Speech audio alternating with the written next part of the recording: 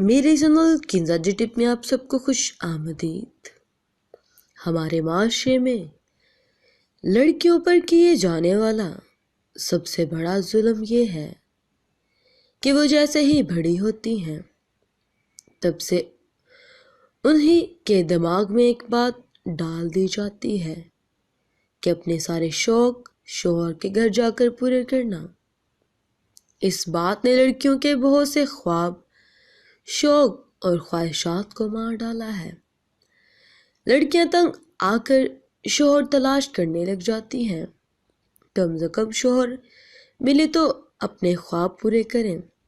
ہر لڑکی کے خواب اگرچہ مختلف ہوتے ہیں لیکن ان سب کے لیے شرط ایک ہی رہتی ہے، پھر اگر شوہر نہ ملے، دیر ہو جائے، جو کہ یقیناً خدا کی طرف سے ہوتی ہے، تو لڑکی کو اچھوت سمجھنا شروع کر دیتے ہیں۔ کیا لڑکیاں انسان نہیں ہوتی؟ کیا ان کی کوئی انفرادی حیثیت نہیں؟ اپنا جواب کمنٹ سیکشن میں ضرور بتائیے گا۔ اللہ حافظ۔